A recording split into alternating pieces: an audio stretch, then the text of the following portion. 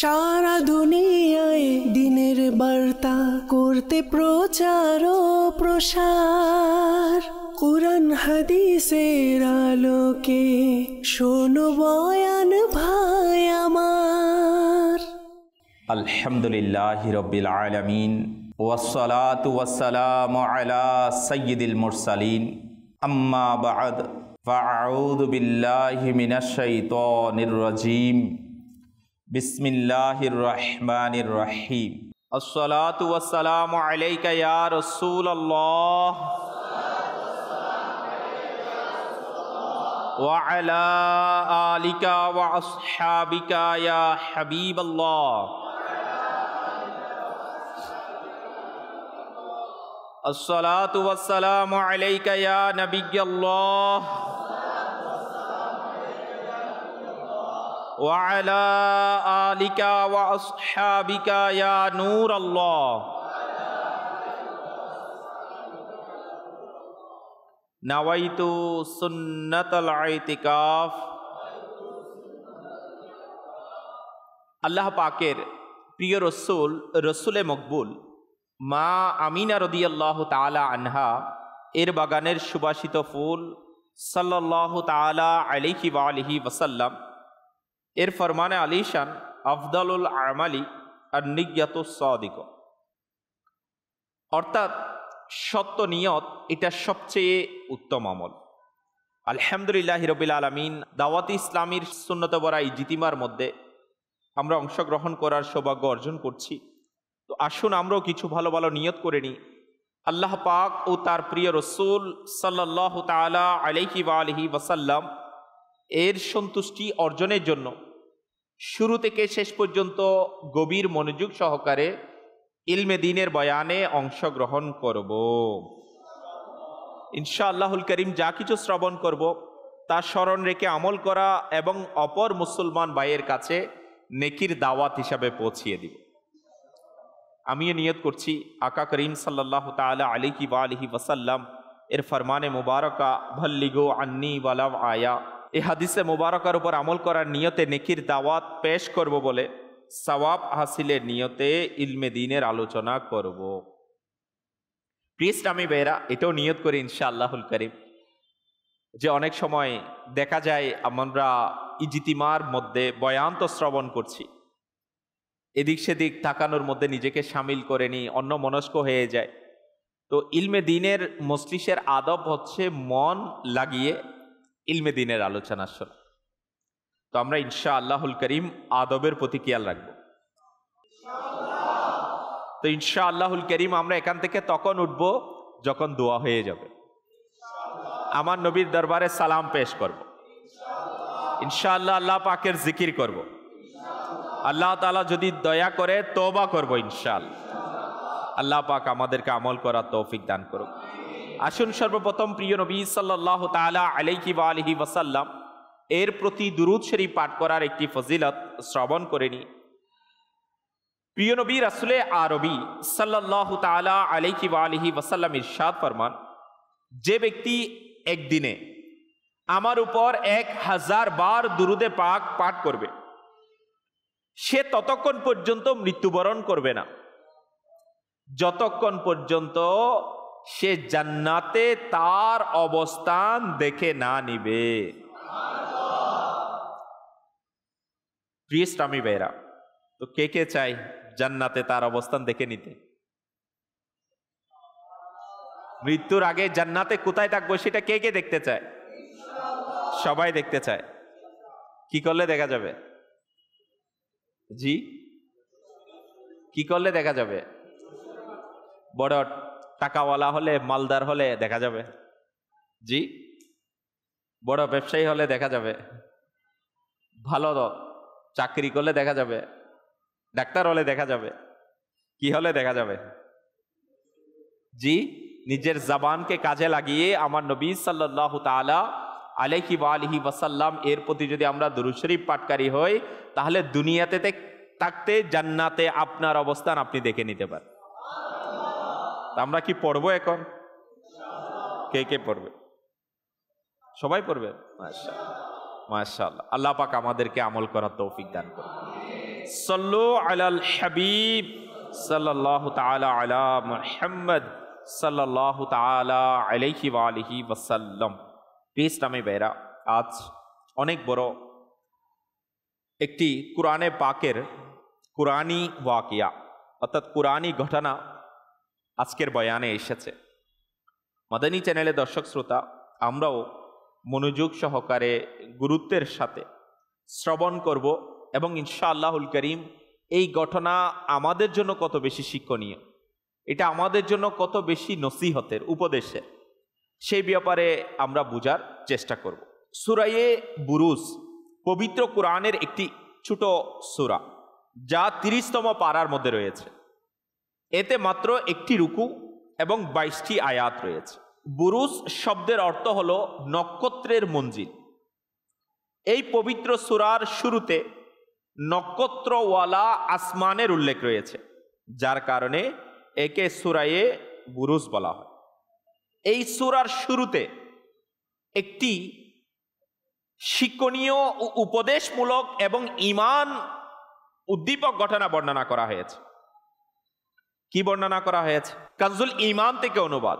আমার আল্লাহ পাক ইরশাদ ফরমান, কুণ্ড অধিপতিদের উপর অভিশাপ হোক। ওই প্রজ্বলিত আগুনের অধিপতিগণ যখন তারা কিনারায় বসেছিল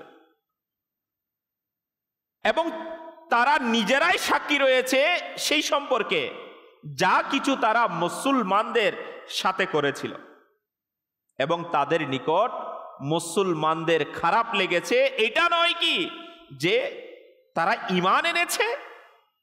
আল্লাহ মহাসম্মানিত, সমস্ত প্রশংসায় প্রশংসিতের উপর। এ আশিকানে রসুল ও মাদানী চ্যানেলের দর্শক শ্রোতা, এই আয়াতগুলোতে কুণ্ড অধিপতিদের আলোচনা করা হয়েছে।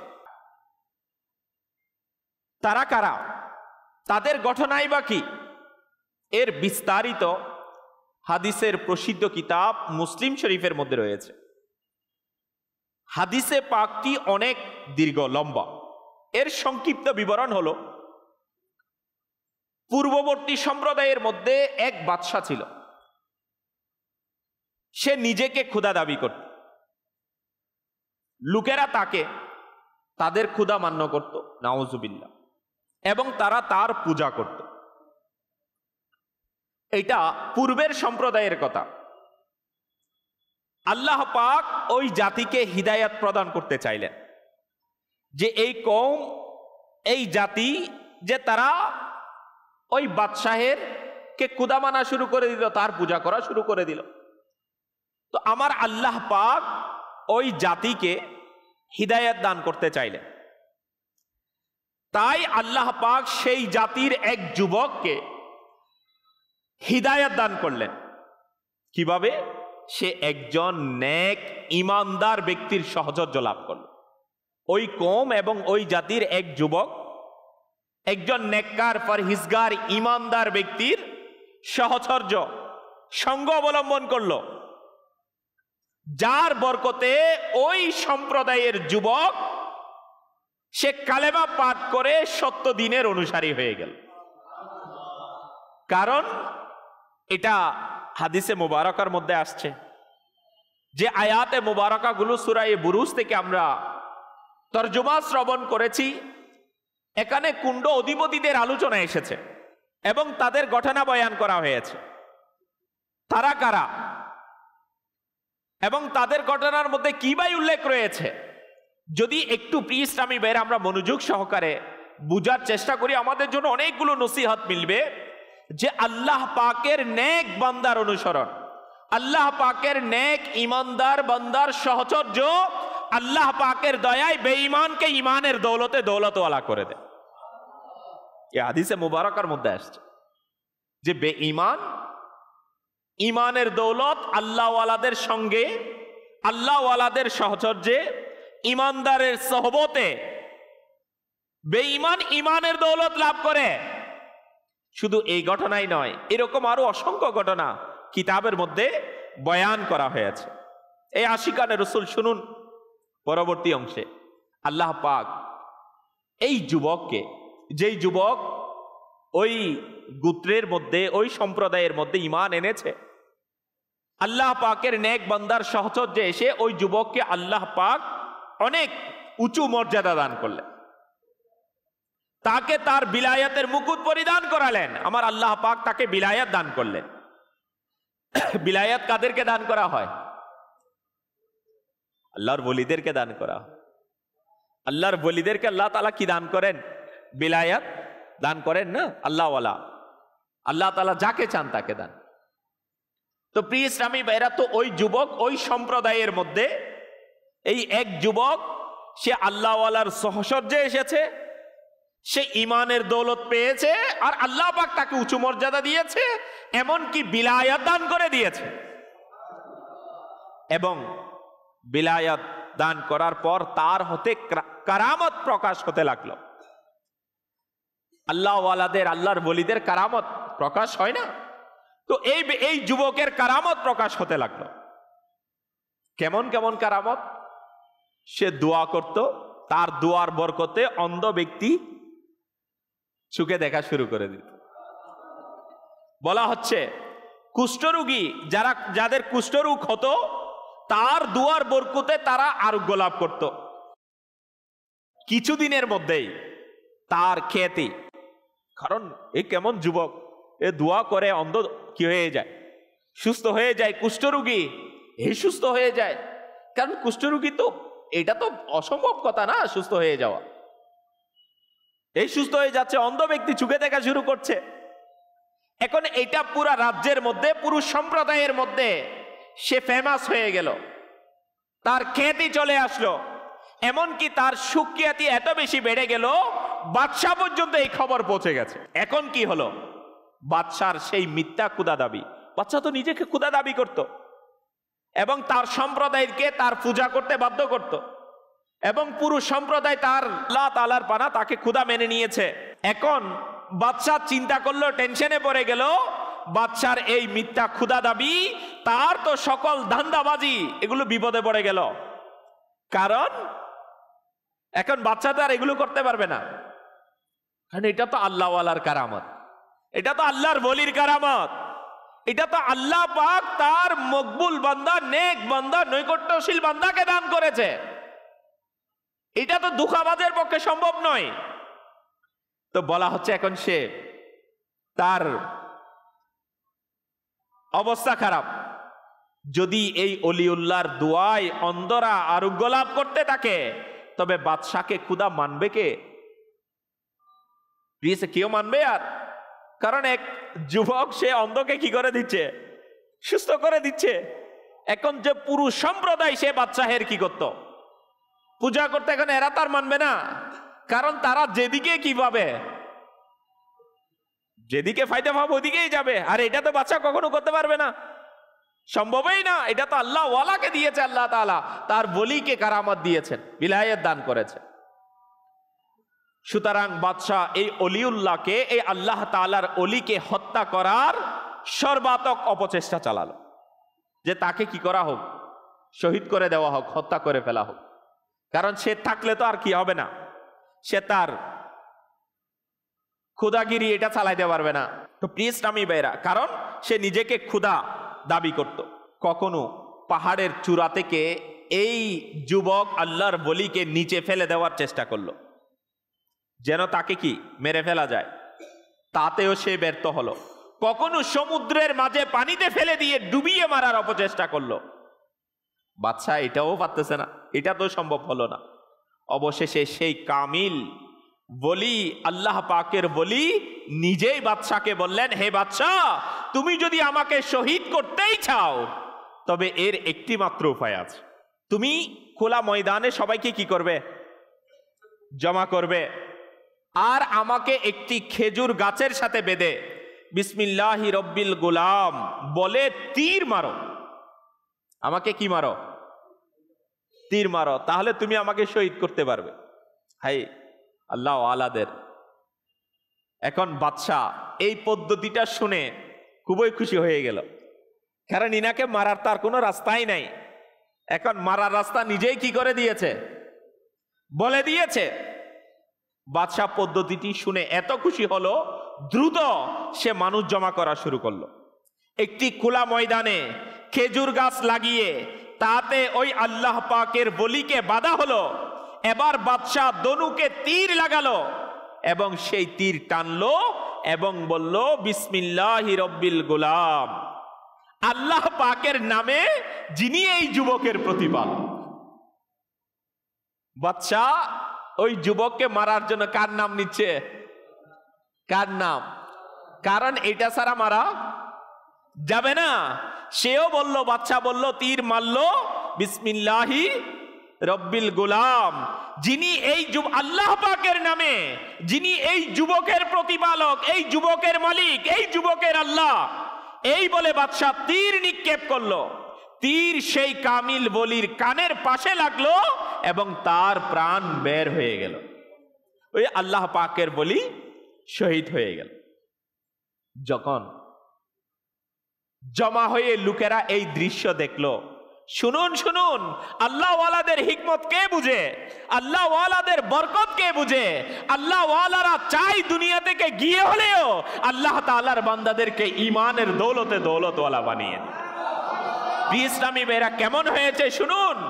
এই আল্লাহ পাকের বলি ইসলামী বেরা, আমরা মনে করলাম হয়তো এই ঘটনা শুনে ইনি তো চালাক, আল্লাহর বলি তো চালাক হবে না, সে নিজেকে শহীদ করে দেওয়ার নিজেই পদ্ধতি বলে দিলেন। কারণ বাদশা তো কখনো তাকে শহীদ করতে পারতো না। সে চেষ্টা করেছে, কিছুই করতে পারেনি, ব্যর্থ হয়ে গেছে। কিন্তু এই আল্লাহ তাআলার বলি নিজেই বলে দিয়েছে যে তুমি আমাকে এইরকম এইরকম করলে আমাকে কি করতে পারবে? শহীদ করতে পারবে। কেউ বলবে এরকম কথা? আপনি বলবেন? আমাদের মধ্যে কেউ আছে এরকম নিজেকে মৃত্যুর কুলে ঢেলে দিবে? ইসলামী বেরা কেউ ঢালবে না। হ্যাঁ, যারা আল্লাহ ওয়ালা, যারা আমার রবের ভালোবাসায় বিভোর, যারা আল্লাহ তাআলার মহব্বতে যারা কি হয়ে গেছে, ডুবে গিয়েছে, বিভোর হয়ে গিয়েছে, তো তারা চায় দুনিয়া থেকে বিদায় নিয়ে হলো আল্লাহ পাকের দ্বীনকে প্রতিষ্ঠা করা, আল্লাহ তাআলার দ্বীনকে কায়েম করা।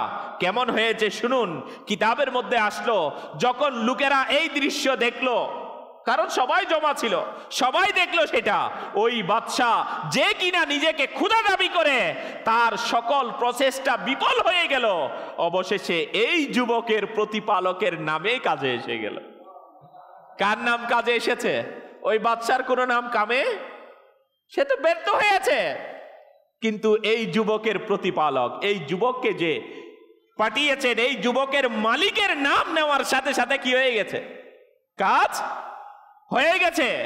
তখন তারা বুঝে গেল যে সত্যিকার খোদা এই বাদশা নয়, বরং এই যুবকের প্রতিপালক হচ্ছে সত্যিকার আল্লাহ। ইসলামী ভাইরা এটা বুঝে গেল। অতএব তারা সবাই কালেমা পাঠ করলো এবং সত্য দিনের অনুসারী হয়ে গেল। তারা সবাই কালেমা কি করে নিয়েছে? পাঠ করে নিয়েছে। আল্লাহু আকবার। আল্লাহ ওয়ালাদের ইসলামী ভাইরা বরকত কেমন! তারা দুনিয়াতে থাকাও বরকত, তাদের দুনিয়া থেকে বিদায় নেওয়ার সময়টাও কেমন বরকতওয়ালা। হ্যাঁ, হাজারো লাখকে তারা ঈমানওয়ালা বানিয়ে দুনিয়া থেকে যায়। এবং এমনকি তারা দুনিয়া থেকে যাওয়ার পরও অনেক, আল্লাহু আকবার, এমন বরকত দুনিয়ার মধ্যে প্রকাশিত হয়ে যায় যাদের আল্লাহ তাআলার বান্দাদের পেরেশানি মুসিবত দূর হয়ে যায়। হে আশিকানে রাসূল, এবার তো বাদশা কি করবে? যে বয়ে শহীদ করেছে, যে বয়ে কি করে দিয়েছে, মেরে ফেলেছে, সেই ভয়ে তাকে আবার পেয়ে বসেছে। এখন তো যুবক একজন ছিল, এখন তো সবাই কি হয়ে গেছে? জি, সবাই ঈমানওয়ালা হয়ে গেছে। এখন এরা সবাই, এখন তো ওই যুবক মানত না তাকে খোদা, এখন তো সবাই তাকে আর খোদা মানে না, কারণ তারা সবাই আল্লাহ তাআলার কে প্রতিপালক হিসাবে মেনে নিয়েছে, কালেমা পাঠ করে নিয়েছে। এখন বাদশাহ তো অনেক রাগান্বিত, তার অনেক রাগ হলো, তার ক্ষুধার দাবির প্রতারণা প্রকাশ হয়ে গেল। লোকেরা তাকে ছেড়ে এক আল্লাহ তাআলার প্রতি ঈমান আনলো। অতএব বাদশাহ রাগে ফুঁসে উঠল এবং আদেশ দিল, গলির পাশে গর্ত করে তাতে আগুন জ্বালিয়ে দাও। বাদশার আদেশ পালন করা হলো। এবার বাদশাহ নির্দেশ জারি করলো যে যেই ব্যক্তি নিজের ধর্ম থেকে ফিরে আমাকে খোদা মানবে না তাদেরকে আগুনে নিক্ষেপ করা হবে। এখন বাদশাহ এটা জারি করলো যে যারা কি করেছে, ইসলাম কবুল করে নিয়েছে, যারা ঈমান কবুল করে নিয়েছে, তারা যদি ফিরে না আসে, তারা যদি সেই বাদশাকে খোদা মানার জন্য আবার চলে না আসে, তাহলে তাদেরকে কি করা হবে? এই কুণ্ডের মধ্যে নিক্ষিপ্ত করা হবে। তাদেরকে সেই গর্ত যেখানে আগুন প্রজ্বলিত করা হয়েছে সেই গর্তের মধ্যে তাদেরকে নিক্ষেপ করে দেওয়া হবে। বাদশার এই আদেশটি পালন করা হলো, মানুষদেরকে এই আগুনে নিক্ষেপ করতে লাগলো। ইসলামী ভাইরা এবং মাদানী চ্যানেলে দর্শক শ্রোতা শুনুন, শুধু ঈমান আনায়নের পর পরীক্ষাও আসবে, এটা আসতেছি আমি আপনাকে। যারা ঈমানওয়ালা তাদের কাছে পরীক্ষা আসবে, মুসিবত আসবে, বিপদ আসবে, পেরেশানি আসবে, কিন্তু যারা ঈমানওয়ালা তারা সবর করবে, ঈমান দিবে না, তারা ধৈর্য ধারণ করবে, ঈমান দিবে না, দুনিয়া থেকে চলে যাবে, ঈমান দিবে না। ইসলামী ভাইরা, আমরা তো এই আল্লাহ ওয়ালার ঘটনা শুনেছি না, এটা হাদিসে মুবারকার মধ্যে আসছে। কুরআনে পাকে এই কুণ্ড অধিপতিদের বয়ান করা হয়েছে সূরা বুরুজের মধ্যে। ইসলামী ভাইরা, সেই কুরআনী ওয়াকিয়ার আলোকে এই হাদিসে মুবারক আমরা শ্রবণ করছি। কিতাবের মধ্যে আসলো একে একে সবাইকে কোথায় নিক্ষেপ করা হচ্ছে? আগুনের কুণ্ডের মধ্যে নিক্ষেপ করা হচ্ছে। এক পর্যায়ে এক মহিলা এলো, তার কোলে একটি ছোট্ট শিশু ছিল। একটু চিন্তা করে দেখুন, কারণ ওই মহিলা ও ঈমানওয়ালা, সেও ঈমান এনেছে, সেও বাদশাকে খোদা মানছে না, তাকেও নিক্ষেপ করা হবে। এখন সেই মহিলার কাছে একটি ছোট্ট শিশু, সেই ঈমানদার মহিলা তো নিজের জন্য কোনো বিপদ ছিল না, সে বলল আমি চলে গেলে আমার কি আর, ঈমান তো নিয়ে যাব। কিন্তু মায়ের মমতা উদ্বেলিত হলো, সন্তানের প্রতি আকর্ষণ বাড়ল, কারণ সন্তান তো না, কারণ সন্তানকেও নিক্ষেপ করা হবে। এবং সেই মা নিজের সন্তানকে দেখে কিছুটা দ্বিধায় পড়ে গেল। মা যখন সন্তানের জন্য একটু কি করলেন, চিন্তা করলেন, তখন সন্তান বলল, মা ধৈর্য ধারণ করো, চিন্তিত হইও না, নিশ্চয়ই তুমি সত্য দ্বীনের উপর প্রতিষ্ঠিত রয়েছে। কিতাবের মধ্যে আসলো অবশেষে সেই শিশু এবং তার মাকেও আগুনে নিক্ষেপ করা। কেন? অপরাধ কি ছিল? চুরি করেছে, ডাকাতি করেছে, মাল লুণ্ঠন করেছে, এই ধরনের কিছুই করে নাই, শুধু অপরাধ করেছে, ঈমান আনায়ন করেছে, আল্লাহ পাকের একত্ববাদকে মেনে নিয়েছে, বাদশাহের গোলামিকে কবুল করে নাই, যার কারণে এই ছোট্ট শিশু এবং তার মাকেও আগুনে নিক্ষেপ করা হলো একে একে সবাইকে। বর্ণনা অনুযায়ী কিতাবের মধ্যে আসছে, অত্যাচারী বাদশার এই অত্যাচারে আল্লাহ পাকের গজব প্রকাশ পেল। এখন শুধু তো বাদশাহের ক্ষমতা নয়, জি, এই বাদশাহেরও তো মালিক আছে না, এই দুনিয়ারও তো মালিক রয়েছেন না। আমার আল্লাহ পাকের গজব প্রকাশ পেল, এবং দেখতে দেখতেই সেই আগুন যা বাদশাহ ঈমানদারদেরকে, ঈমানওয়ালাদেরকে পোড়ানোর জন্য জ্বালিয়েছিল, প্রজ্বলিত করেছিল, তা গর্তের প্রান্ত থেকে বেরিয়ে এলো এবং সেই অত্যাচারীদেরকে পুড়িয়ে ছাই করে দিল। সেই আগুন শুধু সেই গর্তের মধ্যে সীমাবদ্ধ ছিল না, আমার আল্লাহ পাকের গজব প্রকাশিত হয়ে গেল, সেই গর্তের তলা থেকে আগুন বেরিয়ে আসলো আর সেই জালিমদেরকে পুড়িয়ে ছাই করে দিল। কুরআনে পাকের এই ঘটনা, আমরা এই একটি কোরআনী ঘটনা শ্রবণ করার যে সৌভাগ্য অর্জন করলাম, এই ঘটনা থেকে আমরা অনেক কিছু শিক্ষা অর্জন করতে পারি। প্রিয় ইসলামী ভাইরা ও মাদানী চ্যানেলের দর্শক শ্রোতা, যারা আজ আমরা সাপ্তাহিক সুন্নত বরা ইজতিমার মধ্যে ইলমে দ্বীনের বয়ান শ্রবণ করার সুযোগ পেয়েছি, এই ঘটনা থেকে জানা গেল যে আল্লাহ পাকের পক্ষ থেকে ঈমানদারদের পরীক্ষা নেওয়া হয়। আল্লাহ পাকের পক্ষ থেকে ঈমানদারদেরকে কি নেওয়া হয়? পরীক্ষা নেওয়া হয়। সফল মুসলমান সেই ব্যক্তি যে পরীক্ষায় ধৈর্য এবং কৃতজ্ঞতা সহকারে অটল থাকে, মজবুত থাকে, সেই সাকসেস।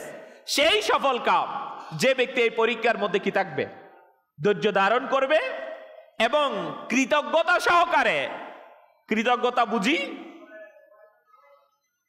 সে শুকরিয়ার সাথে অটল থাকবে। এটি একটি বড় শিক্ষা। আমাদের সমাজে অনেক মানুষ এইরূপ মনে করে থাকে। একটু মনোযোগ দিয়ে আমরা শ্রবণ করি, আমাদের ঈমানকে তাজা করি। এই আশিকানে রসুল, অনেক মানুষ আমাদের সমাজে এটা মনে করে, অনেক সময় প্রশ্ন করে যে আমরা তো মুসলমান, আল্লাহ পাককে আমরা মানি, আমরা তো আশিকে রসুল, তার রসুল সাল্লাল্লাহু তাআলা আলাইহি ওয়া আলিহি ওয়াসাল্লাম এর কালেমা আমরা পড়েছি, আল্লাহ পাকের সামনে আমরা মাথা নত করি, তার ইবাদত করি, তবুও কেন আমরা পরীক্ষার সম্মুখীন হই? তবুও কেন আমাদের কাছে মুসিবত আসে? আমরা নামাজও পড়ি, মুসিবত আমাদের কাছে কেন আসে? আমরা তো ইস্তেমায়ও আসি, আমরা তো দিনের কাজও করি, এরপরও পরীক্ষা, এরপরও মুসিবত, এরপরও টেনশন, এরপরও অসুস্থতা, বিমারি, এগুলো আসে। অনেকে আমরা ধৈর্য ধারণ করতে পারি না। অনেকে বলে অমুকের কাছে এত মাল ও দৌলত, সে নামাজও পড়ে না, কোথাও নেই, এরপরও সে নিয়ামত অর্জন করে, আমি তো ইবাদত করি, দিনের কাজ করি, এরপর আমার কাছে মুসিবত। তো আমাদের অনেকের কাছে এগুলো প্রশ্ন আসে, আমরা টেনশন করি, এই প্রশ্নগুলোর সম্মুখীন হই। প্রিয় ইসলামী ভাইরা, হ্যাঁ শুনুন, মুসলমানদের মধ্যে দারিদ্রতাও আছে, অভাবও আসে, পরীক্ষাও হয়। এই মুহূর্তে সারা পৃথিবীতে মুসলমানরা বিভিন্ন ধরনের বিপদের শিকার হয়েছে, অথচ অমুসলিমদের অবস্থা আমাদের চেয়ে অনেক ভালো। তারা ধনীও, তাদের বড় বড় বিল্ডিংও আছে, তাদের মধ্যে সমৃদ্ধিও আছে, সবকিছুই রয়েছে। কেন এমনটা হয়? ইসলামী ভাইরা, হ্যাঁ, এইগুলো করতে করতে মুসলমান তার ঈমানকে কমজোর করে দেয়, দুর্বল করে দেয়, সে টেনশনে পড়ে যায়। কেন এমন? এই আশিকানে রসুল, শুনুন, এর খুবই সহজ উত্তর রয়েছে হাদিস শরীফের মধ্যে।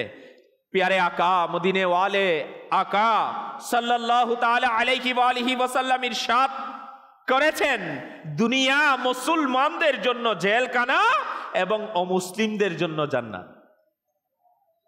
সুবহানাল্লাহ বলবেন। দুনিয়া মুসলমানদের জন্য কি, আর কাফিরদের জন্য, অমুসলিমদের জন্য? জি, তো মুসলমানদের জন্য দুনিয়া জান্নাত নয়, দুনিয়া মুসলমানদের জন্য কষ্টের জায়গা। কারণ তারা এখানে কষ্ট করবে তো আখিরাতে নিয়ামত পাবে, জান্নাত পাবে। এবার নিজেই চিন্তা করুন, এই যে আমরা এই প্রশ্নগুলো করি, এগুলো আমাদের মনে আসে, হুজুর আমি তো এত করে চাচ্ছি, আমি পাচ্ছি না, এটা চাচ্ছিলাম, ওই ব্যবসা চাচ্ছিলাম। অনেকে বলবে, হুজুর আমি তো সন্তানের নিয়ামত চাচ্ছিলাম, হুজুর আমি তো গাড়ি চাচ্ছিলাম, এগুলো তো আমার মিলতেছে না। কিন্তু যে কিছুই করেন এর মিলে যায় সবকিছু, আমারটা তো মিলতেছে না। আমি নামাজও পড়ি, ইবাদতও করি, নেকির কাজও করি, আসে না প্রশ্ন আমাদের অন্তরে? আসে না মনে হয় আপনাদের কাছে? মুসিবত শুধু আমার কাছে আসে, যে নামাজ পড়ে না এর কাছে। তো ইসলামী বেড়ে এমন আমাদের এগুলো মাথার মধ্যে আসে। দেখেন না কেমন আমাদেরকে এটা বোঝা দরকার। এটা ইলমে দিন না থাকার কারণে, দিনের জ্ঞান আমাদের কাছে না থাকার কারণে আমাদের ঈমান কমজোর হয়ে যায়, আমরা দুর্বল হয়ে যাই। এবার নিজেই চিন্তা করুন, জেলখানায় কি হয়? পরীক্ষা, কষ্ট হয় না? হয় না? জি, মুসিবত, পেরেশানি, অভাব, এগুলো থাকে। অতএব আমরা মুসলমান, তো এই পৃথিবীতে আমাদের উপর পরীক্ষা আসবে আসবে। মুসলমানের উপর পৃথিবীতে পরীক্ষা আসবে না? আসবে না? হ্যাঁ আসবে। আপনি বলবেন কিভাবে আসবে? আল্লাহ পাক কুরআনুল করিমের মধ্যে, ফুরকানে হামিদের মধ্যে ইরশাদ করেন, পারা 20 সূরা আনকাবুত এর 2 নম্বর আয়াতে, কানজুল ঈমান থেকে অনুবাদ। লোকেরা কি এই অহংকারের মধ্যে রয়েছে যে এতটুকু কথার উপর তাদেরকে ছেড়ে দেওয়া হবে, যে তারা বলবে আমরা ঈমান এনেছি, তাদেরকে পরীক্ষা করা হবে না? High high high. তাফসিরে সিরাতুল জিনানে রয়েছে, প্রিয় ইসলামী ভাইরা, শুধু এতটুকু বললে নয়, বুঝার জন্য বলছি, শুধু আমি ঈমান এনেছি এতটুকু বললেই ছেড়ে দেওয়া হবে? তাদেরকে পরীক্ষা নেওয়া হবে না? হবে, পরীক্ষা নেওয়া হবে মুসলমানদেরকে। তো তাফসিরে সিরাতুল জিনানে আসছে, জানা গেল যে মুসলমানদেরকে তাদের ঈমানি শক্তি অনুযায়ী পরীক্ষা নেয়া, এটা আল্লাহ পাকের একটি নিয়ম। কি? অসুস্থতা, দারিদ্রতা, অভাব, বিপদ, এই সবই আল্লাহ পাকের পক্ষ থেকে আসা পরীক্ষা, যার মাধ্যমে মুখলিস ও মুনাফিকদের মধ্যে পার্থক্য হয়ে যায়। যারা মুনাফিক তারা যখন মুসিবত আসবে তখন নাই, যখন কি থাকবে, ভালো থাকবে সময়, পরিবেশ যখন ভালো থাকবে, এনভায়রনমেন্ট সব সুবিধা, তখন তো মাশাআল্লাহ ইমানদার আল্লাহওয়ালা। যখন পরীক্ষা আসবে, মুসিবত আসবে, তখন নাই। প্রিয় ইসলামী ভাইয়েরা, আগের জামানায় যদি আমরা দেখি দ্বীন ইসলামের জন্য, প্রিয় ইসলামী ভাইয়েরা, এখন তো মুনাফিকরাও মুসলমানদের সাথে যখন মুসিবত আসবে, যখন দ্বীনের জন্য জান মাল এর প্রয়োজন পড়বে, তখন তো নাই, কারণ সে তো মুনাফিক, সে তো সুযোগ সন্ধানী। তো বলা হচ্ছে এই পরীক্ষা, মুসিবত, দারিদ্রতা, এটা কার? আল্লাহ পাকের একটি নিয়ম, যেটা আসবেই আসবে, এবং এর মাধ্যমে মুখলিস এবং মুনাফিকদের কি হয়ে যাবে, কি হবে, পার্থক্য হয়ে যাবে। হযরতে আনাস রাদিয়াল্লাহু তাআলা আনহু থেকে বর্ণিত, প্রিয় নবী সাল্লাল্লাহু তাআলা আলাইহি ওয়া আলিহি ওয়াসাল্লাম ইরশাদ করেন, বড় সওয়াব বড় বিপদের সঙ্গে থাকে। বড় সওয়াব বুঝে আসতেছে না? বড় সওয়াব বড় বিপদের সাথে। আর যখন আল্লাহ পাক কোন জাতিকে ভালোবাসেন, তখন তাদেরকে পরীক্ষায় লিপ্ত করে দেন। যখন আমার মালিক কোন জাতিকে কি করে, ভালোবাসে, তাদের উপর কি আসে, কি আসে, পরীক্ষা আসে, তখন তাদেরকে পরীক্ষায় লিপ্ত করেন। বাস, যে ব্যক্তি এতে সন্তুষ্ট থাকবে। এখন মুসিবতের মধ্যে, হুজুর যখন ভালো ছিল তখন তো ঠিক আছে, দ্বীনের কাজ করব, এখন তো পরীক্ষা চলে আসছে, মুসিবত চলে আসছে, কত কঠিন হয়ে গেছে, এখন কেমনে করব, এখন তো করতে পারবো না। ইসলামী বেরা বুঝে আসছে আমি কি বুঝাইতে চাচ্ছি আপনাকে? এখন কিভাবে করব?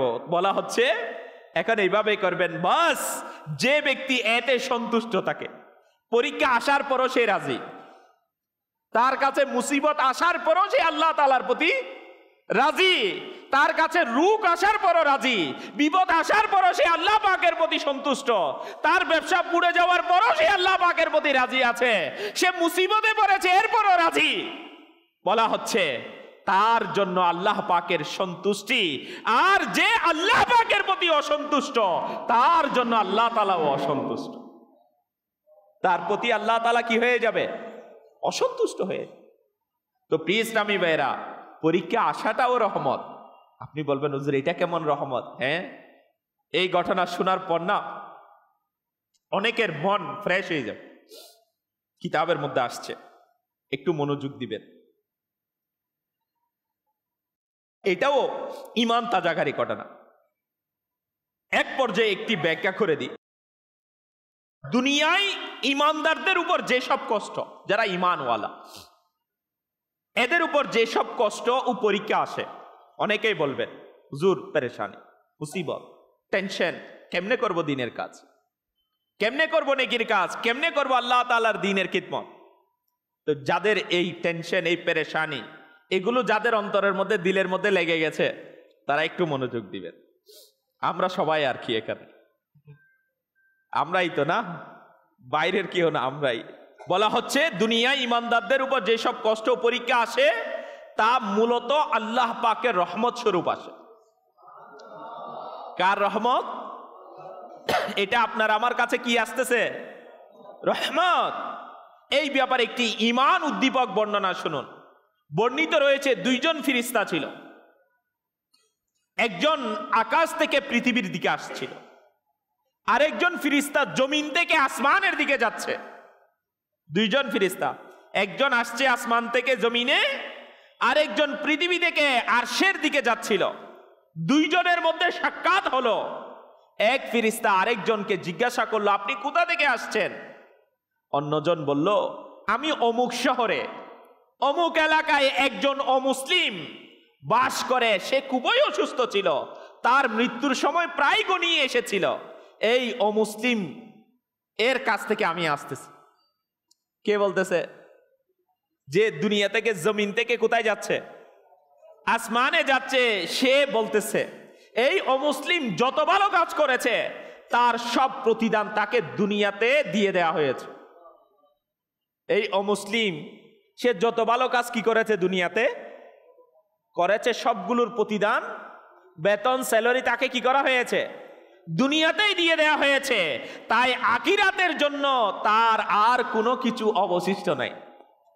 সে যা কোথায় পেয়ে যাবে, দুনিয়াতে পেয়ে যাবে, আখিরাতে তার জন্য কিছুই বরাদ্দ নাই। শুনুন প্রিয় ইসলামী ভাইরা, এটা কেমন কথা! আল্লাহু আকবার। যার বদলেতে তাকে কিয়ামতের দিন কোনো প্রতিদান দেওয়া হবে না। তবে হ্যাঁ, একটি ভালো কাজ বাকি ছিল। একটি ভালো কাজ, যত কাজ করেছে সবগুলোর প্রতিদান সে কি হয়ে গেছে দুনিয়াতে পেয়ে গেছে। আখিরাতে কিয়ামতের দিন তার এই কাজের কোনো কি নাই, পুরস্কার প্রাপ্য নাই। কিন্তু একটা ভালো কাজ বাকি ছিল, সে করেছে দুনিয়াতে। জীবনের শেষ মুহূর্তে সেই অমুসলিম মাছ খেতে চেয়েছিল। কি খেতে চেয়েছিল? মাছ। অতএব মাছের সন্ধান করা হলো, সব জায়গায় মাছ খোঁজা হলো, কিন্তু শহর জুড়ে কোথাও মাছ পাওয়া গেল না। আল্লাহ পাক আমাকে হুকুম দিলেন যে তার জন্য যেন মাছের ব্যবস্থা করি। কার জন্য? মুসলমান নয়, অমুসলিম, আল্লাহ তাআলার উপর ঈমান আনে নাই। আমার মালিক ফেরেশতাকে হুকুম দিলেন তার জন্য মাছের ব্যবস্থা করো, যাতে তার যে একটি ভালো কাজ বাকি ছিল তার প্রতিদানও দুনিয়াতে তাকে দিয়ে দেওয়া হয়। তার মানে এখন আপনি বলবেন, হুজুর এ তো মুসলিম, এর জন্য মাছের ব্যবস্থা হচ্ছে। ইসলামী ভাইরা বুঝুন, এবং সে আখিরাতের জন্য যেন সম্পূর্ণ নিঃস্ব ও খালি হাতে থাকে। আখিরাতে যেন সে খালি হাতে থাকে, ওখানে যেন তার কোনো কিছু প্রাপ্য না থাকে। অতএব আমি সেই অমুসলিমের জন্য মাছের ব্যবস্থা করতে গিয়েছিলাম। জমিন থেকে যে ফেরেশতা আসমানের দিকে যাচ্ছে সে বলল, একটু চিন্তা করে দেখুন, এই ফেরেশতা তার কথা শেষ করার পর যে ফেরেশতা আসমান থেকে আসছে অন্য ফেরেশতাকে জিজ্ঞাসা করলো, আপনি কোথায় যাচ্ছেন? একজন ফেরেশতা তো আসছিল কি জমিন থেকে, কি করার জন্য? ওই অমুসলিমের মাছের ব্যবস্থা করতে গিয়েছিল। আরেকজন ফেরেশতাকে যখন আপনি কোথায় যাচ্ছেন বলল, অমুক শহরে একজন মুসলমান রয়েছে, তার মৃত্যুর সময় গনিয়ে এসেছে, সে দুনিয়া থেকে কি করছে চলে যাবে। তার যত গুনাহ ছিল সবকিছুর প্রতিদান স্বরূপ তাকে পরীক্ষার লিপ্ত করা হয়েছে। সে যত গুনাহ দুনিয়াতে করেছে সেগুলোর জন্য তাকে দুনিয়াতে পরীক্ষায় ফেলা হয়েছে। এখন তার আমল নামায় কোনো গুনাহ নাই। আমার আল্লাহ তাআলা কেমন রহমান, কেমন রহিম! তার বান্দা, আমার মালিক চায় না তার বান্দা জাহান্নামের আগুনে জ্বলুক। আমার আল্লাহ তাআলা চায় না তার বান্দা আখিরাতে পেরেশানির মধ্যে পড়ুক। ইসলামী বের, আমার রব কেমন রহমান! গুনাহ আমরা করেছি, আমার মালিক কোনো না কোনো ভাবে সেই গুনাহকে মুছে দেওয়ার জন্য, সেই গুনাহকে ক্ষমা করে দিতে চায়। আমার আল্লাহ তাআলা ওই ফেরেশতাকে পাঠিয়েছেন, ওই ফেরেশতা বলে যে তার যত গুনাহ ছিল সবকিছুর প্রতিদান স্বরূপ তাকে পরীক্ষার মধ্যে ফেলা হয়েছে তার গুনাহ ক্ষমা করানোর জন্য। এখন তার আমল নামায় কোনো গুনাহ নাই, কিন্তু শুধু একটি গুনাহ বাকি আছে। কয়টি গুনাহ বাকি আছে? একটি গুনাহ বাকি আছে। তার শেষ মুহূর্তে তার পিপাসা লেগেছে, তার ইন্তেকালের সময় তার পিপাসা লেগেছে, তৃষ্ণা লেগেছে, এবং সে পানি পান করতে চাইল। আমাকে আদেশ দেওয়া হয়েছে যে তার পানি যেন আমি ফেলে দিই। ওই ফেরেশতা বলতেছে, আমাকে আমার আল্লাহ তাআলা আদেশ দিয়েছেন আমি যেন তার পানিটা কি করে দিই, ফেলে দিই, যাতে এই শেষ পরীক্ষার মধ্যে সে পাস করে ফেলে। এই পরীক্ষার মধ্যেও যেন সে কি হয়ে যায়, পাস হয়ে যায়। শেষ পরীক্ষার মধ্যে পাস হয়ে যায়, তার শেষ গুনাহটাও যেন আল্লাহ পাক এর দরবারে ক্ষমা হয়ে যায়, এবং গুনাহ থেকে সম্পূর্ণ পবিত্র হয়ে দুনিয়া থেকে সে যেন বিদায় নেয়। সুবহানাল্লাহ, সুবহানাল্লাহ। এই আশিকানে রাসূল, প্রিয় ইসলামী ভাইরা ও মাদানী চ্যানেলের দর্শক শ্রোতা, কিরূপ শান আমার রহমান ও রহিম প্রতিপালক! কেমন দয়া আমার মালিকের আল্লাহ তাআলার! আমরা তার বান্দা, আমরা বুঝি না কিছুই। আমরা পেরেশানিতে দিশাহারা হয়ে যাই, আমাদের বুঝে আসে না কোনো কিছু। মুসিবত আসলে আমরা আর সুহারা হয়ে যাই, বলে না, আমরা ধৈর্যহারা হয়ে যাই। পেরেশানি আসলে আমাদের মাথা ঠিক থাকে না। একটু সামান্য দেখে সামান্য মুসিবত আসলে আমরা নামাজ ছেড়ে দিই, সামান্য বিপদ চলে আসলে আমরা দিনের কাজ ছেড়ে দিই, নেকির কাজ থেকে সরে যায়। সামান্য মুসিবত আমরা ধৈর্য ধারণ করতে পারি না, আঘাত আমরা সহ্য করতে পারি না। কিন্তু আমাদের পূর্বে আল্লাহ ওয়ালাদের উপর, ইমানদারদের উপর কেমন বড় বড় মুসিবত এসেছে। ইমান আনার কারণে আগুনে নিক্ষেপ করা হয়েছে, কিন্তু তারা ইমান ছেড়ে দেয় নাই। আমার নবীর সুন্নতের দ্বীনের খিদমত তারা ছেড়ে দেয় নাই। আমার নবী সাল্লাল্লাহু তাআলা আলাইহি ওয়া আলিহি ওয়াসাল্লামকে দেখুন না, আমাদের প্রিয় আকা ইমামুল আম্বিয়া আকা সাল্লাল্লাহু তাআলা আলাইহি ওয়া আলিহি ওয়াসাল্লাম, এর উপর মুসিবত এসেছে দ্বীনের প্রচারে। আমার নবী সাল্লাল্লাহু তাআলা আলাইহি ওয়া আলিহি ওয়াসাল্লাম এর উপর শহীদ করে দেওয়ার চেষ্টা চালানো হয়েছে। উটের নারী বুড়ি আমার নবীর কাঁধ মুবারকের, আমার নবী যখন সিজদায়, উটের নারী বুড়ি আমার নবীর পিঠ মুবারকের উপর উঠিয়ে দেওয়া হয়েছে। তায়েফের বাসিন্দারা আমার নবীকে পাথর নিক্ষেপ করেছে, রক্ত জড়িয়েছে, কিন্তু আমার নবী সাল্লাল্লাহু তাআলা আলাইহি ওয়া আলিহি ওয়াসাল্লাম সবকিছু বরদাস্ত করেছেন এবং তাদের জন্য হিদায়াতের দোয়া করেছেন। ইসলামী ভাইরা, হ্যাঁ, দ্বীনের কাজ, সুন্নিয়তের কাজ যদি আপনি করতে চান, তাহলে আপনার কাছে পেরেশানি আসবে, মুসিবত আসবে। কিসের? মালের পেরেশানি, জানের পেরেশানি, অর্থের পেরেশানি তো আসবে। কিন্তু এখন যদি আমি আপনি সবরই করতে না পারি, দেখুন না কেমন নিয়ামত আমার আল্লাহ তাআলা রেখেছেন। আমার আল্লাহ তাআলা ইমানদার আল্লাহওয়ালা মুসলমানকে যেন সে গুনাহমুক্ত হয়ে এখান থেকে কিনে দুনিয়া থেকে বিদায় নেয়, তো তার সম্মান, তার ইজ্জত, তার জন্য তো আখিরাতে রয়েছে না। এই জন্যই তো আমার নবীর হাদিসে মুবারকা আমরা শুনেছি, দুনিয়া মুমিনদের জন্য জেলখানা আর অমুসলিমদের জন্য জান্নাত। তো মুসলমান তো দুনিয়াতে কষ্ট পাবেই, আর সেটা আমাদেরকে বরদাস্ত করতে হবে, ধৈর্য ধারণ করতে হবে, সবর করতে হবে। তো প্রিয় ইসলামী ভাইরা, হ্যাঁ, এটাই আমার রবের ইচ্ছা। প্রতিটি অবস্থায় তার অনুগ্রহই বিদ্যমান, সব অবস্থায়। আপনি মুসিবতে আছেন, এদিকে আপনার গুনাহ ক্ষমা হয়ে যাচ্ছে। হ্যাঁ, আপনি মুসিবতে আছেন, এদিকে আপনার জন্য জান্নাত। আপনি ধৈর্য ধরছেন, আপনি আল্লাহ পাকের রাস্তায় কষ্ট করছেন, আপনার আমলনামার মধ্যে সওয়াব লেখা হচ্ছে। আর আমি ধৈর্য ধরতে পারি না। প্লিজ ইসলামী ভাইরা, কোনটা ফায়দা? এখন বলবেন হুজুর মুসিবতেই তো ভালো। এখন যারা ইমানওয়ালা, যারা মজবুত ইমানওয়ালা, তারা বলবে হুজুর পেরেশানি তো এখন কি আছে, ভালোই আছে, কারণ আমার গুনাহ ক্ষমা হচ্ছে, আমার আল্লাহ পাক আমাকে জান্নাত দান করবে। এই আশা আছে না? হ্যাঁ, এটা তো ইমানদারদের জন্য আসবে পরীক্ষা।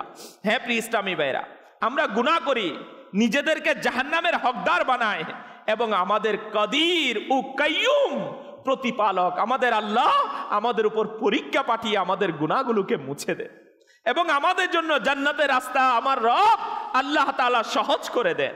এই আশিকানে রাসূল ঝাক জীবনে পরীক্ষা আসেই, দারিদ্রতাও আসে, অভাবও আসে, সমস্যাও আসে, চিন্তাও হয়, অনেক সময় অত্যাচার ও নিপীড়নের শিকারও করা হতে পারে। এই অবস্থায় আমাদের উচিত যে ধৈর্য ধারণ করা সবচাইতে গুরুত্বপূর্ণ দায়িত্ব, যা এই সময় আমাদের উপর বর্তায়, তা হলো আমাদের ঈমানকে পরিপূর্ণভাবে রক্ষা করা।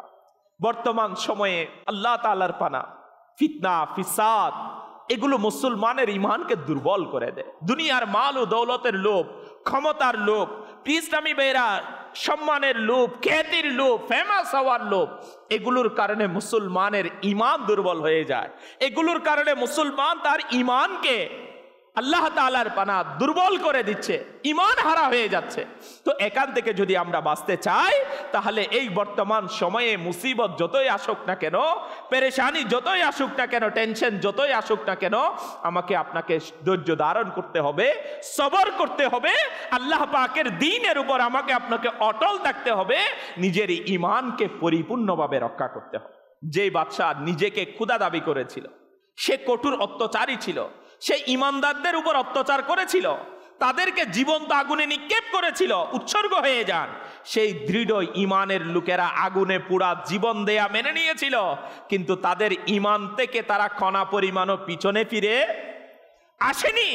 এমনকি এক মা তার শিশুকে কুলে নেয়া অবস্থায় আগুনে নিক্ষেপ করে দেওয়া হয়েছে। তিনিও মৃত্যুকে তো গ্রহণ করে নিয়েছিল, কিন্তু নিজের ঈমানের সাথে সে ব্যবসা করেনি। নিজের ইমানের সাথে মাল ও দৌলত এগুলোর ব্যবসা করিনি, নিজের ইমানকে কুরবানি দিয়ে, নিজের ইমানকে আল্লাহ তাআলার বানা, ইমান ছেড়ে দিয়ে ফেমাস হতে যায় নাই, ইমান ছেড়ে দিয়ে বাদশাহের আনুগত্য কবুল করে নাই, ইমান ছেড়ে দিয়ে ক্ষমতাকে রিসিভ করে নাই, ইমান ছেড়ে দিয়ে ইসলামী ভাইরা তারা দুনিয়াকে রিসিভ করে নাই, তারা দুনিয়াকে ছেড়ে দিয়ে, জানকে দিয়ে দিয়ে, মাল ইজ্জত সন্তান সবকিছু কুরবান দিয়ে আল্লাহ তাআলা দরবারে ইমানকে কবুল করে নিয়েছে। এটাই হচ্ছে ইমানদারদের জন্য সবচেয়ে বড় পরীক্ষা। এখন আমরা যারা এখানে আসছি, আমরা যারা দাওয়াত ইসলামের দ্বীনের কাজ করি, আমরা যারা আমার নবীর মহব্বত, ভালোবাসা, ইশকে রসুল, আশিকে রসুলের কথা আমরা যারা বলি, ইসলামী ভাইরা সবকিছুর ঊর্ধ্বে গিয়ে, মাল দৌলত ইজ্জত ক্ষমতা সবকিছুর ঊর্ধ্বে গিয়ে আমার নবীকে ভালোবাসা, আমার নবীর উপর ইমানকে মজবুত রাখা, আল্লাহ পাকের ইবাদতে অটল থাকা, এটা আমাদের জিম্মাদারি, এটা আমাদের ডিউটি। কারণ দুনিয়া কয় দিনের? আপনি বলবেন হুজুর একটু তো না, একটু যদি আমি করি তাহলে তো একটু ক্ষমতা পাবো, মাল পাবো, দৌলত পাবো, টাকা মিলবে, পয়সা মিলবে, আরাম পাবো, হুজুর কেউ আমাকে কষ্ট দিবে না, ক্ষমতা থাকবে না। এই আল্লাহ তাআলার বান্দা কয়দিন থাকবে? কয়দিন? 5 বছর, 10 বছর, 20 বছর, 30 বছর, কয় বছর? 60 বছর। আমি আপনি বাঁচবো কয় বছর? দুনিয়াতে এটার জন্য কি আল্লাহ ওয়ালাদের ভালোবাসা মন থেকে বের করে দেওয়া, আল্লাহ রসুলের ভালোবাসা, আমার নবীর দ্বীনের খিদমত ছেড়ে দেওয়া, সেই আমার নবীর সুন্নতের পথকে অবলম্বন না করা। একটু চিন্তা করে দেখুন না নিজেকে, কয়দিন আমি আপনি বাঁচবো? কয়দিন বাঁচবো? তো মরবো তো আমার নবীর ভালোবাসাই মরবো ইনশাআল্লাহ। আছে এরকম? কার কার আছে? মন আছে ইনশাআল্লাহুল কারীম ঈমান নিয়ে আমার নবীর মহব্বতে দুনিয়া থেকে যাও ইনশাআল্লাহুল কারীম। কামিয়াবি মিলবে, সফলতা মিলবে, সাকসেস মিলবে। দুনিয়াতে কিছুই মিলে নাই তো আখিরাতে তো মিলবে না ভাই। তো আল্লাহ পাক আমাদেরকে বুঝার তৌফিক দান করুক। তো মুসলমানদেরকে কষ্ট দেওয়া এটা আমার রবের দরবারে অনেক বড় আযাবের কারণ। মুসলমানকে যারা কষ্ট দিবে, আপনি বলবেন হ্যাঁ এই বাদশাহ, জালিম বাদশাহ, সে মুসলমানদেরকে কষ্ট দিয়েছিল না? জি, সেই কুণ্ডলী থেকে আগুন এসে তাদেরকে জ্বালিয়ে দেওয়া হয়েছে। আমার আল্লাহ পাকের গজব নাজিল হয়েছে কুরআনে পাকে পারা 30 সূরা বুরুজের 10 নম্বর আয়াতে, নিশ্চয়ই যারা মুসলমান পুরুষদের ও মুসলমান নারীদেরকে কষ্ট দিয়েছে অতঃপর তওবা করেনি, তাদের জন্য জাহান্নামের শাস্তি ও তাদের জন্য আগুনের শাস্তি। প্রিয় ইসলামী ভাইরা, হ্যাঁ এমন নয় আমার আল্লাহ তাআলা ছেড়ে দিবেন। বলা হচ্ছে জানা গেল মুসলমানদেরকে কষ্ট দেওয়া খুবই কঠিন গুনাহ এবং ভয়ঙ্কর অপরাধ, এর শাস্তি খুবই মারাত্মক। দেখুন, যে বাদশাহ নিজেকে খোদা দাবি করত, সে মুসলমানদের অন্যায়ভাবে কষ্ট দিয়েছে, তাদেরকে আগুনে পুড়িয়েছে। এর ফলস্বরূপ কি ঘটলো? আল্লাহ পাকের গজবের জোয়ার উঠলো এবং বাদশাহ এবং তার সৈন্যরা নিজেদের জ্বালানো আগুনে তারা নিজেরাই পুড়ে ছাই হয়ে গেল। এই আশিকানে রাসূল। আল্লাহ পাক আমাদেরকে বুঝার তৌফিক দান করুক। আমরা যা কিছু শুনেছি তো আমরাও নিয়ত করি আমরা মুসলমানদেরকে কষ্ট দিব না। কে কে রাজি? মুসলমানকে কষ্ট দিব না। প্রিয় ইসলামী ভাইরা, কারণ মুসলমানদেরকে কষ্ট দেওয়ার শাস্তি, আযাব এটা অনেক মারাত্মক। মুসলমানদেরকে কষ্ট দেওয়া যাবে, সেটা নিজের পরিবার, নিজের পরিজন, আত্মীয় স্বজন, অনেকেই আল্লাহ তাআলার পানা এখন বর্তমানে কত কিছু হচ্ছে না। মুসলমানদেরকে কষ্ট দেওয়া, মুসলমানকে কষ্ট দেয় কেন? টাকার জন্য। কেন? ব্যবসার জন্য। হ্যাঁ, মুসলমানকে খুন করে কেন? মালের জন্য, ক্ষমতার জন্য। আছে না? নাই? প্রিয় ইসলামী ভাইরা, হ্যাঁ আমার আল্লাহ পাক কি ইরশাদ ফরমান কোরআনে পাকের মধ্যে, হাই হাই নিশ্চয়ই যারা মুসলমান পুরুষদের ও মুসলমান নারীদেরকে কষ্ট দিয়েছে অতঃপর তওবা যারা তারা দুনিয়া থেকে চলে গেছে, তওবা করেনি, তাদের জন্য জাহান্নামের শাস্তি ও তাদের জন্য আগুনের শাস্তি। আল্লাহ পাক আমাদেরকে বুঝার তৌফিক দান করুন। এই জন্য দাওয়াত ইসলামের দ্বীনি পরিবেশে, দাওয়াত ইসলামের মধ্যে আলহামদুলিল্লাহ রাব্বিল আলামিন মুসলমানের হকের বয়ান করা হয়, মুসলমানদের নিজের চোখ কান হাত থেকে হিফাজত থাকে, নিরাপদ থাকে। আমরা যেন আমাদের হাত দ্বারা কাউকে আঘাত না করি, আমরা যেন আমাদের জবান দ্বারা কাউকে গালি না দিই, আমরা যেন আমাদের কিসের কারণে ইসলামী ভাইরা চুকের কারণে, চুকের মাধ্যমে অঙ্গ প্রত্যঙ্গ দ্বারা কারো হক নষ্ট না করি। তো দাওয়াত ইসলামীর মধ্যে আলহামদুলিল্লাহ বয়ানে, মাদানী কাফেলায় এগুলো শেখানো হয়। আলহামদুলিল্লাহ রাব্বিল আলামিন আমির আহলে সুন্নাত মাদানী চ্যানেলের মাধ্যমে আমাদের কাছে সেই তরবিয়ত পৌঁছে থাকে। আলহামদুলিল্লাহ, এটাই দাওয়াত ইসলামী, যেটা আকা করিম সাল্লাল্লাহু তাআলা আলাইহি ওয়া আলিহি ওয়াসাল্লাম, আমাদের প্রিয় নবী সাল্লাল্লাহু তাআলা আলাইহি ওয়া আলিহি ওয়াসাল্লামের মহব্বত ও ভালোবাসার মাধ্যমে আমার নবীর উম্মতের কাছে ঈমান এর মহান নিয়ামত তারা যেন পরিপূর্ণতার সাথে ধারণ করতে পারে, আঁকড়ে ধরতে পারে, এর উপর আমল করতে পারে, সুন্নতের অনুসরণ করতে পারে। তার দ্বারা যেন কেউ মুসিবতে পড়ে না যায়, পেরেশানিতে পড়ে না যায়, বিপদগ্রস্ত না হয়, কেউ ক্ষতিগ্রস্ত না হয়, এটা থেকে যেন সে নিজেকে বাঁচায় এবং অপরকে যেন দুনিয়ার জাহান্নামের আগুন থেকে, দুনিয়ার মুসিবত, পেরেশানি, ফিতনা, ফিসাদ, বিভিন্ন ধরনের ঈমান বরবাদ হয়ে যাওয়ার সমস্ত এই উপলক্ষগুলো থেকে নিজেকে বাঁচিয়ে যেন জান্নাতের রাস্তায় নিয়ে আসা যায়। এই জন্য আমির আহলে সুন্নাত আমাদেরকে কাফেলা দিয়েছে। তো প্রিয় ইসলামী ভাইরা, দাওয়াত ইসলামীর কাজ এটা, যে আমরা আমার নবীর উম্মতকে শুধু দুনিয়াতে নয়, জাহান্নামের কষ্ট থেকে বাঁচানোর জন্য তাদেরকে নেককার বানাবো। দাওয়াত ইসলামীর কাজই তো এটা না, ইসলামী ভাই মুবাল্লিগ, যে আমরা তারা যেন দুনিয়ার কষ্ট নয়, শুধু জাহান্নামের আগুন থেকে বাঁচানোর জন্য তাদেরকে আমার নবীর মোহাব্বত শিখাবো, ইশকে রসুল শিখাবো, নামাজের দিকে নিয়ে আসবো, কোরআনে পাক শিখাবো। আল্লাহ পাক আমাদের সবাইকে করার তৌফিক দান করে। সারা দুনিয়ায় দিনের বার্তা করতে প্রচার ও প্রসার, কুরআন হাদিসের আলোকে শোনো বয়ান ভাই আমার।